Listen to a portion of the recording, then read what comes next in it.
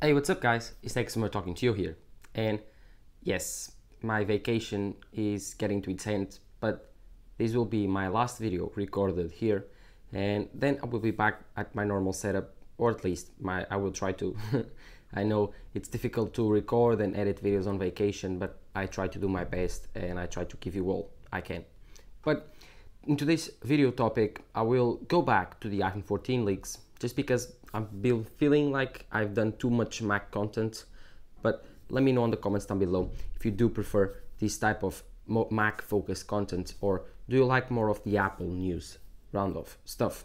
Well, today I'm back to the iPhone 14 because I do think there's some significant leaks going around now, and I do think it's time for me to round them up again and give you a very succinct and very easy video to understand. And so, as you know, the iPhone 14 will be coming out in September, and we are almost 6 months away, or at least less than 6 months away, in my opinion. Less than 6 months away. It's on the second Tuesday of September, and I could not be more excited for the iPhone 14 Pro Max. I'm all the years that the iPhone has come out, I'm always very excited to see what's the new iPhone gonna be like. But this year, there's something different. Something that I haven't felt since the iPhone 10. The feeling of a complete overhaul or a different change on the design of the screen, even on the notch, just keeps me excited. They are saying now that the notch will feature the eye hole, and that's pretty exciting to see how Apple will deal with that situation. But I will go deep and we'll talk about way more during this video, so don't forget to leave a like and subscribe to my channel so you can support me on this journey. No further ado, let's get started. As you know, the rumors for the iPhone 14 have been clearer for the past few weeks. Now, most of leaks have been accordingly to each other. So most leakers now are completely agreeing with each other in a way that it isn't usual normally. Now, leakers are complementing each other with different information, and the iPhone 14, it's almost clear now in our heads. As you know, the iPhone 14 will feature the same design from the back from the iPhone 13s, but with a different caveat. The Pro models will have a huge camera bump. Not imagine a huge bump like the iPhone 14s have, like a very big one, and then imagine a bigger one. Like, it's just crazy to imagine that Apple will increase the size of this camera bump. And you may be asking yourself, but why? Why make a behemoth of a camera bump just to make your phone bigger, bulkier, and look bad? Well, I think it's pretty simple. Camera improvements. Don't you think it?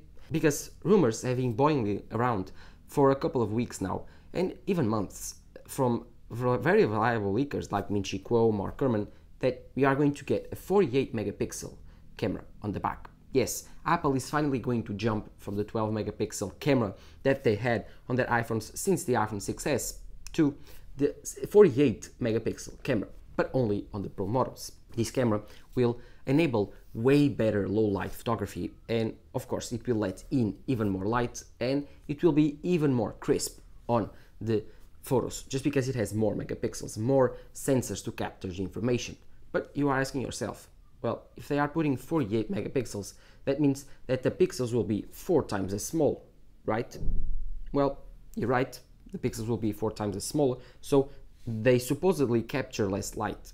But you are not thinking straight, just because the industry now has been using huge megapixel counts, but it has been countering this problem with a very engineering solution. They are producing what is called pixel binning. Pixel binning is when you join together pixels to work as one, like a group. For example, if you have a 48 megapixel camera and you want to take 12 megapixel shots to improve your low light performance and your low light capabilities to capture light, then you just bind together 4 pixels to work as one. So you have 12 big pixels composed by 4 pixels each one. So you have like 48 megapixels, but you only use 12 big megapixels. So you lose a little bit of information, but you enter more of a light game. You let in more light, and during the night that will be very useful. But during perfect conditions, I do believe Apple will enable the 48 megapixel shot. How will this work, in my opinion? Well, as you know, Apple is a control freak and they don't like to give the users the option to change things themselves. So I do think that Apple will create a way, an algorithm, where during a very good lighting, they will decide themselves. If it has good light enough, then it will use the full 48 megapixel.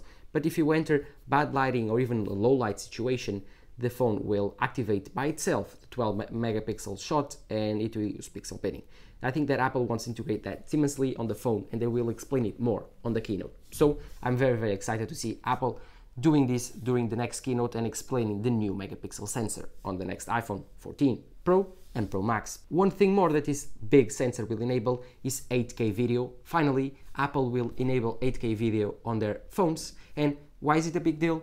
Well, for me, it's a big deal just because I film all my videos with my iPhone, as you know, and so if I can get a little bit more crisp video, then I would very appreciate it. But if only it's at minimum of 30 frames per second. If Apple locks it at 24 frames per second, then I won't use it. I don't like 20 frames per second 8K. I've tried it on the Samsung Galaxy S22 Ultra. I reviewed that phone, and I'm telling you that the 8K 24 frames per second sucked. It was not useful. I tried it out, and I did not like it how it went. I didn't like it how it wasn't smooth, how it was very, very different to use than the normal 4K, and I prefer that one from the S22 Ultra. The 4K model there, it's way better. So let's expect Apple to at least put 8K 30 frames per second, but if they do enable 8K at 60, gosh, that would be pretty cool. The first time on the industry to happen. But other things that Apple will probably enable on the camera would be cinematic mode at 4K 60 and ProRes at 4K 60. That's the things that I'm most expecting for these camera improvements next year, and I think that they will be justified by the sheer size of the camera bump that Apple will put on the Pro models in 2022. Then, of course, we enter the new information. Finally, we got new leaks about the iPhone 14's design.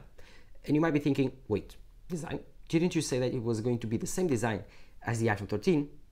Well, it is, but with a caveat. The iPhone 13, as you know, has pretty thin bezels and a notch.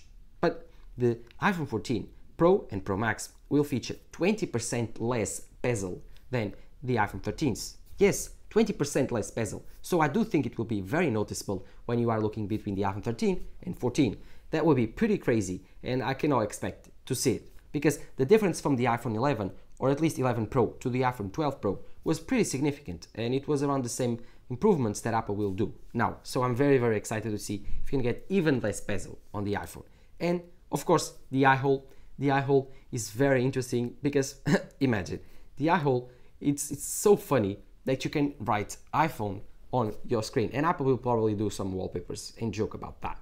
But I do think that is a very iconic design for the future of Apple. And when you look at that notchless design, which still has a camera bump, I think that you will enjoy it. I think you will enjoy it because although you have a hole and like a pill notch, I think Apple will create it in a way that it will be recognizable by everyone, and it will solve the problem of not being recognized when you are looking at an Android phone and an iPhone. So that will be pretty cool, and I'm very, very excited to see what Apple can market this eye hole and what interesting things they can do around it, like a notification light ring or something fun and useful to put it. And to finalize this video, I want to ask Apple to do something, and I want you to leave it on the comments down below your opinion on these improvements to the iPhone and iOS 16 in general.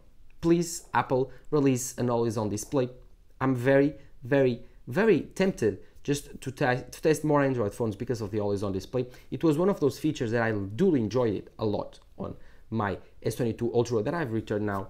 And yes, please Apple, just release a software update on the next iOS 16 to enable older phones with OLED displays to have the always-on display, at least the iPhone 13 Pro Maxes or the Pro Max model, or even the 11 Pro older or 12 Pro older, just because the screens are so efficient, and the battery life is so good that you don't need to worry about losing an extra 1% per day or 2% per day for using the always-on display. But let me know in the comments down below, what is your opinion on an always-on display in an iPhone. I do think it would be one thing that Apple still misses, and I would enjoy it a lot. And to finalize this video, I just want to respond to some people saying that they want an USB-C on their iPhone. For those, I say, yes, I would too. I would like a USB-C on my iPhone. Do not expect it. Just wait. Apple in about 2 to 3 years, they will kill the Lightning port, and they will create a huge MagSafe ecosystem and no USB-C will be coming to the iPhone, just because it doesn't make any sense. Apple is so close to killing the port on the iPhone that it didn't make any sense to switch for another standard for 1 year or two. Apple doesn't work like that, and they will not yield to the system and to the EU, to the people asking. They will not yield. They will just keep on going with their thoughts. And so I'm sorry to say to you guys, the USB-C is not coming to the iPhone 14, and not probably to the iPhone 15, not probably to the iPhone 16. No, the USB-C will never probably come to iPhone. I know it's sad. I would like to have USB-C Thunderbolt 4 ports so I can transfer all my footage very, very fast, but unfortunately, that's not possible. But what are your thoughts on all of these, guys? Let me know in the comments down below. And while you're there, don't forget to leave a like and subscribe to my channel. Thank you guys for all your support. I really appreciate it. And I know, we just have to be patient. Less than 6 months to go for the iPhone 14 and to see which leaks were correct and which leaks were wrong. And if you are interested in more Mac videos about the Mac Studio and the upcoming WWDC, then check them on my channel. I have a ton of new videos about that. And if you are caring about the Mac Pro, the iMac Pro's design, you can all watch all those videos down below. This was Tech Smart talking to you here. Bye.